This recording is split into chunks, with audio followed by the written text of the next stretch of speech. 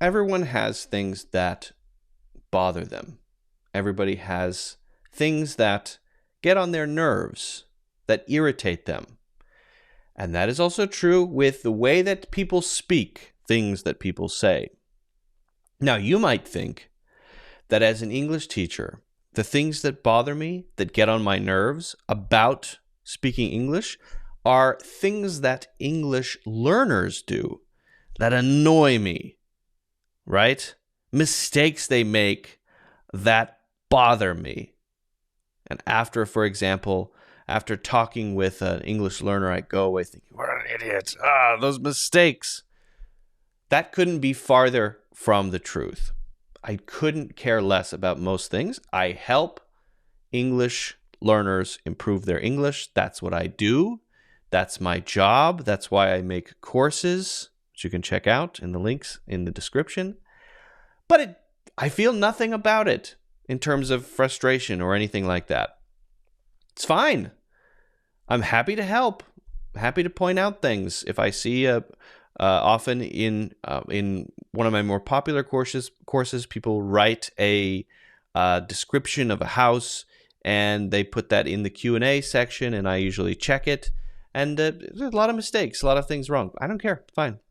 What I want to talk about are things that do bother me, most of which are done by native English speakers, in fact. Okay? These are things that get on my nerves. Now, this will help us learn a few things about correct pronunciation, a few things about correct grammar versus common grammar. But really, it's things that native English speakers do, okay? So most of them are. So let's pop over here to the blackboard. And we're going to be talking about some English pet peeves. As you probably know, a pet peeve is something that bothers you, something that annoys you, something that irritates you. This is called a pet peeve. Now, the first one is, let's put these two together, okay? I'm going to write two words here. Espresso, and then the other one is, now, this one is usually written in its abbreviated form, and I believe that's the cause of this one being often mispronounced. It's just written as ETC, something like and so on, right? Now, most, let's say American native English speakers, I can't speak for British English speakers. I can only speak for Americans. They will not pronounce this as it should be pronounced, which is espresso. Espresso. They pronounce it as a similar word, E-X-P-R-E-S-S, which means fast, right? And then they add the O at the end. So most of the time they'll say espresso. And I think, in my mind, what I think is happening is that they think that the name comes from the fact that coffee is fast or something, and they're adding an O. I don't know what's going on in there. But anyway, it's pronounced espresso, not espresso. Okay? Espresso, not espresso. It's not fast. Okay? It's slow. Coffee is slow. Coffee is made slowly. This one is similar. But I don't know why for this one exactly. It's often pronounced with an X, so people pronounce it as etc. Etc. Almost always pronounced as etc. It drives me crazy. I don't know why it drives me crazy, but it really, really bothers me. Etc. etc. etc. And then I say etc. etc. etc. It makes me angry. And the correct pronunciation, I understand, is a little bit difficult. So maybe that's why. Maybe it's because it's kind of a tongue twister. It's pronounced et cetera, and you could say et cetera. So you hear people say correctly et cetera and et cetera. Et, as long as it's et at the beginning, is okay. Et cetera, et cetera, et cetera. Et cetera, et cetera, et cetera. I prefer et cetera personally. And I know that's a little bit of a mouthful, but that's how to say it. Again, you never see it written in its full form. You always just see it written in its abbreviation, etc. And maybe that's why it's always mispronounced. But it drives me crazy. All right, the next one is a different type for sure. This one is a common mistake that English learners make. Okay, so there's basically one thing that English learners often do that does drive me crazy, that does make me angry, and I see it and and it makes me so mad. Okay, here's what it is. Okay, I'm just going to write 2 sentences. We went home. Don't pay attention too much to the sentences, all right? We went home. And you have to imagine I'm typing this out, all right? It was late. All right. Anything? Does anything bother you about this? And imagine this is typed. I've tried to accurately write this so that it looks like how it would look if it were typed. What is this? What is this? What is going on here? If you put this in a grammar checker, like Grammarly, which you should do, you should always write with Grammarly, always, because it corrects things. This would immediately be caught, okay?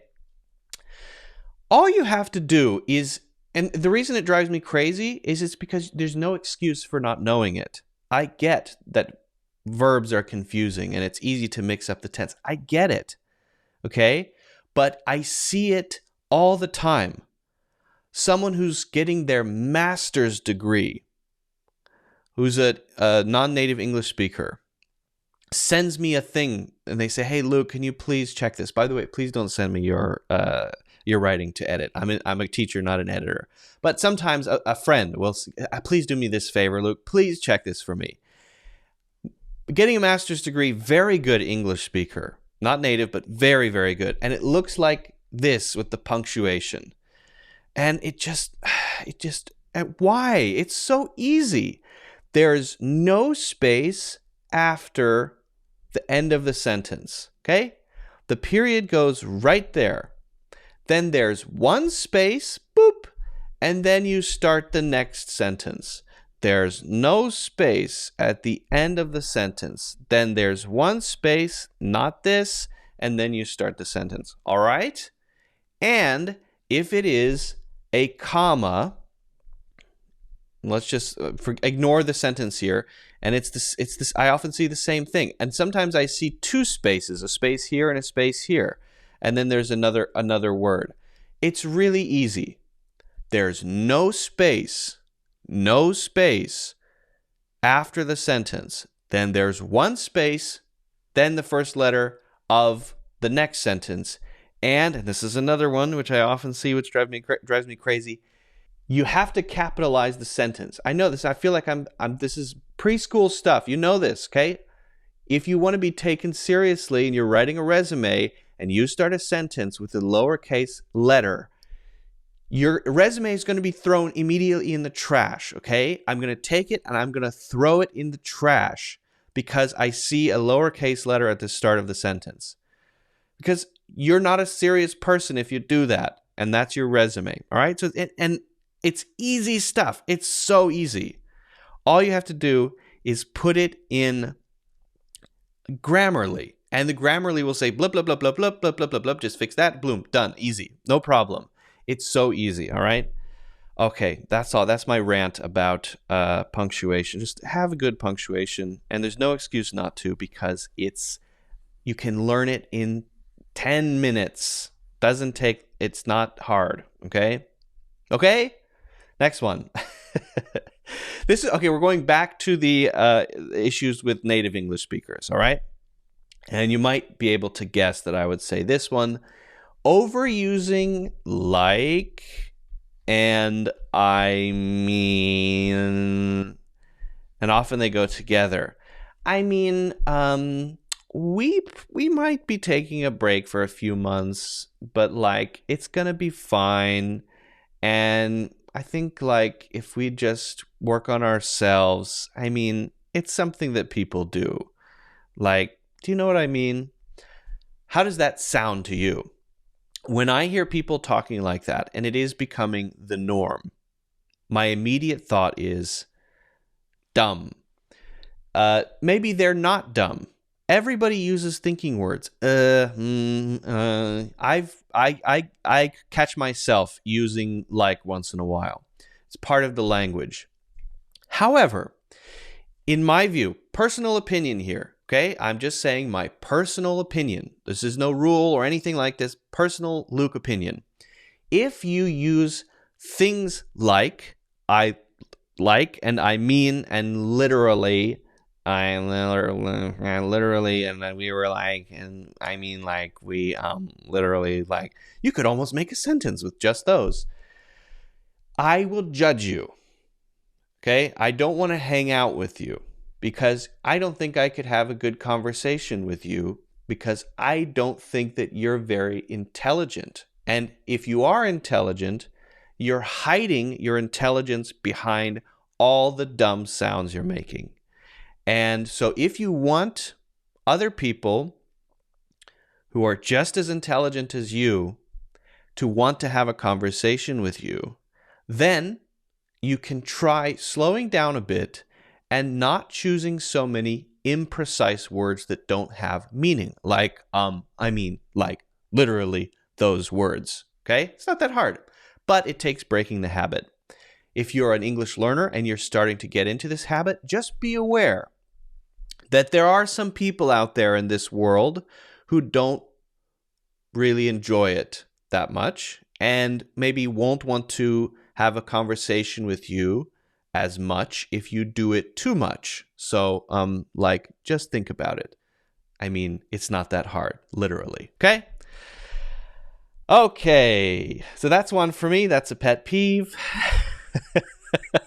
It feels so good to let out all of my English rage here. This is very therapeutic for me.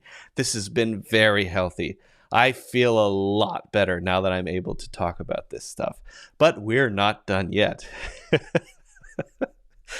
All right, here we go. Let's keep going. Now, the next ones are not so serious, but still things that bother me a little bit. Little grammar points, okay? And this is, again, mostly done by native speakers. I should have taken it back. All right, what's the issue here? Well, it's wrong. The grammar is wrong. If you wanted to correct this, you would change of to have here. But why is it that many people use of instead of have? I believe that the root is the contraction should have. So actually the word should and have can be contracted. Contraction is when you take 2 or 3 words, you crunch them together, and you combine them using an apostrophe, which is the little mark, right? So that would be SHOULD apostrophe VE. That's pronounced should have.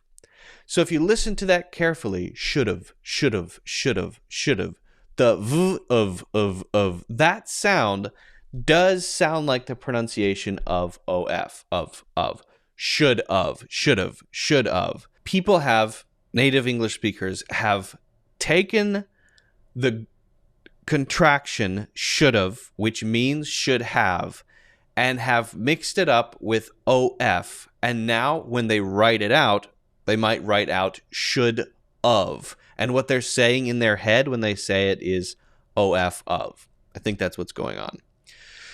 So it does bother me. I mean, what can I do? People do it all the time, but I have to admit, it gets on my nerves. It makes me crazy. Next one, last one of these little grammar ones here. I seen it. I been there. Now this I would describe as redneck English. This is, I think, an education issue. This is just a matter of not being super well educated. And as a result, you talk like this. No criticism at my uneducated brothers and sisters out there, but I grew up around this. I grew up in an area with a lot of what we describe affectionately as rednecks. And so around me, there were a lot of people speaking like this. I seen it. I've been there. I seen it. So this here is a special form of a verb known as, I'm just going to write PP if that's okay. It's known as a past participle. And you've seen probably most of the common ones. Seen, been, done, taken, eaten, gone. Instead of the standard forms like see and saw, right? See being the simple tense and saw being the past tense, right? So what we have to fix here is simply a contraction with VE,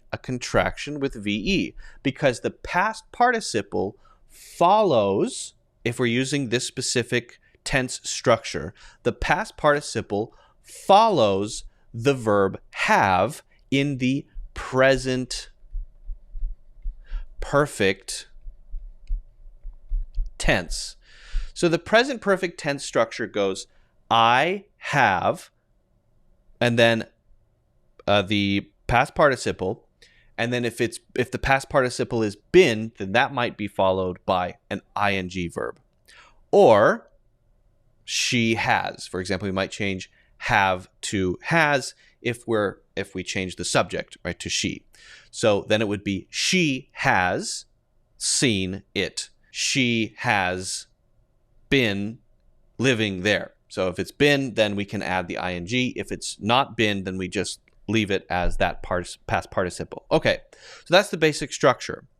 Now, if it's she, then the contraction is she's. So I think with that sort of redneck English, there would be, the mistake probably wouldn't happen. She's been there. She's seen it. Okay, but it happens with I seen it. I've been there. Where this gets missed or cut out or clipped. And I don't know if they know about it or if they just don't care and they're just being lazy, which is fine. Anyway, make sure that's there. I've seen it. I've been there. Okay? Not that hard. Easy enough. Now, the last one is more of an opinion. And this is the last one we're going to look at. And this is going to be maybe a little controversial. This is prepositions at the ends of sentences. Every English teacher that I had in school said, you're not supposed to put prepositions at the ends of sentences. Like what, I would say? Well, maybe something like, I put it on. Or if it's a question, what did you put it on? Okay?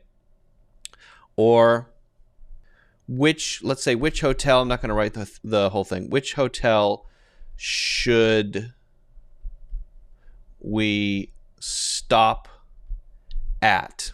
Okay. Now, so what happened was, more than 100 years ago, I forget the dude's name, he was writing a grammar book. And one of the things that he said was going to be correct was that it's going to be incorrect to put prepositions at the ends of sentences. The problem is that the way people speak is to put prepositions at the ends of sentences all the time. And it's not like what I talked about before, where it's just maybe a certain small group of people have decided, well, we don't care about that. So that bothers me because I don't want to sound like that. This one is, everybody uses prepositions at the ends of sentences when they're speaking. People say, I'm going to put this on. I'm going to put this on. What did you put it on? What did you put it on? If it's the temperature, what did you put it on, or what did you put it at? Which hotel should we stop at? So the grammar teachers or the English teachers that were telling me this were reciting this information that they got from this book. You're not supposed to put a preposition at the end of the sentence. You're not supposed to put the preposition at the end of the sentence. But they weren't really thinking about it.